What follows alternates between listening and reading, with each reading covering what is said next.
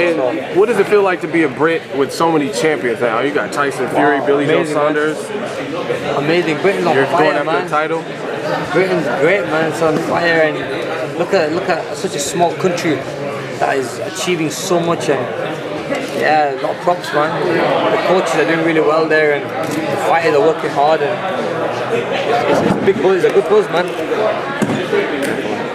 What is it about the UK fans? They just seem to be a lot more loyal to their fighters, like the Carl Frampton, Scott Quigg, sellout crowd, Anthony Joshua.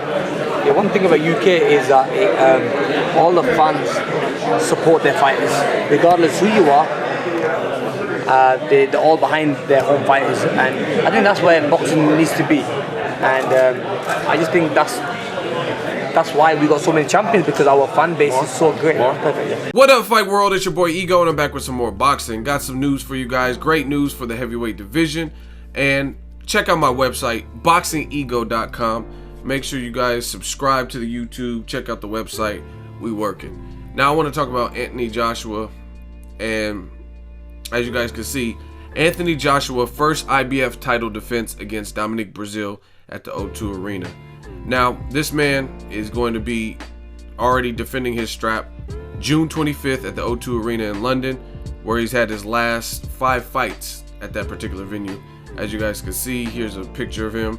I mean, this dude is big. I'm a big dude, but this motherfucker is huge. Anyway, he's just putting in work.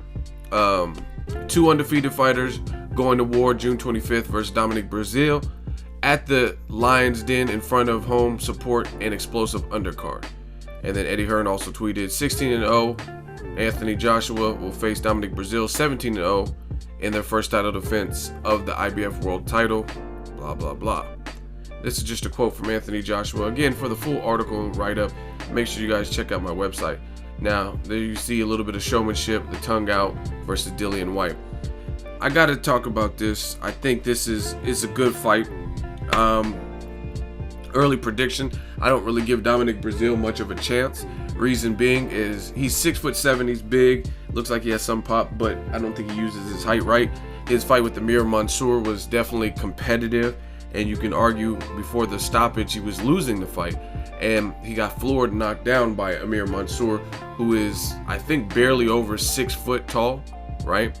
And he has power, but Anthony Joshua is probably more powerful, and he's bigger than Amir Mansour, and he has Olympic gold medal, a different technique. Amir Mansour had probably like 10 years off of his career because he was incarcerated in jail, in prison, right? Anthony Joshua has just been actively collecting names and racking up bodies, right?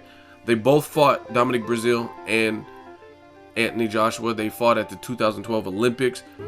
Breazeale was eliminated in the preliminary round, like the first round or whatever, and again, Joshua went on to get a gold medal. So based on the style matchup, I would clearly favor Anthony Joshua. It just looks like it's his time.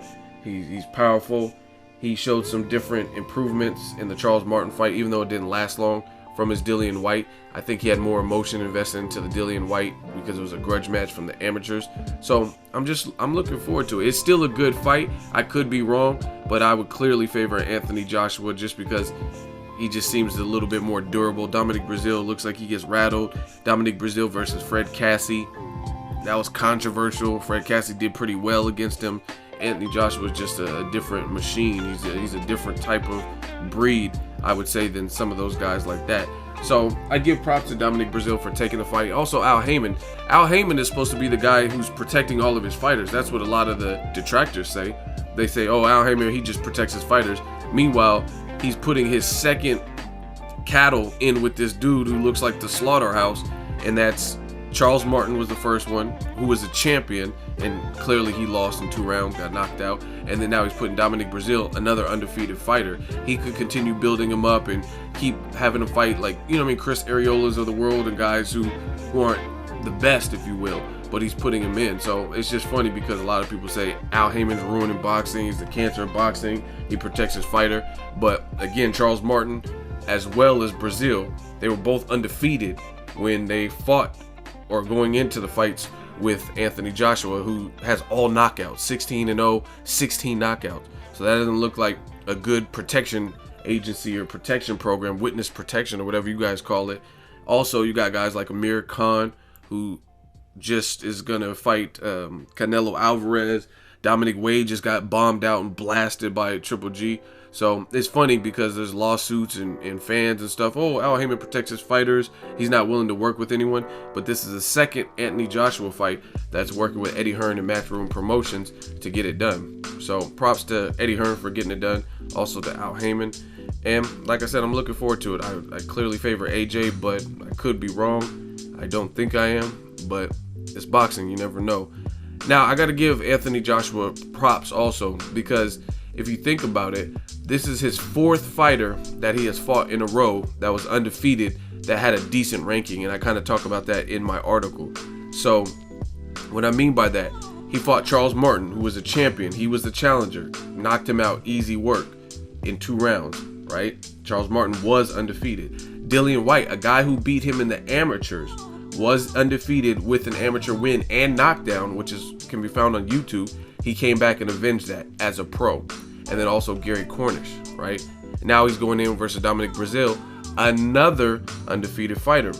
So British boxing is looking real strong. You guys seen that Amir Khan clip at the very beginning of this video, and it is what it is. You heard Amir Khan. I asked him about the UK loyalty. They are loyal as hell to their fighters, and I have nothing but the utmost respect for that. Shout out to the UK. A lot of British champions. You got guys like Tyson Fury, Anthony Joshua, Kell Brook, Billy Joe Saunders, even though he pulled out of his last fight with the injury and doesn't want to fight Golovkin, but you still got a lot of talent. So shout out to them. Lee Selby, tons of guys. Also on the bill, you have George Groves versus Martin Murray, super middleweight showdown. Groves, since losing to Carl Froch and also losing to Badou Jack, he kind of bounced back against some lower, lesser level opponents. They're fighting in the WBA eliminator. The eliminator would be for Felix Sturm's title, but it's kind of in limbo with Felix Sturm because he tested positive for an anabolic steroid. So most likely he'll be stripped unless his B sample comes back negative, which we don't know. So looking forward to it. Good stuff from the UK. Anthony Joshua, like I said, I respect him. He's coming like a powerhouse.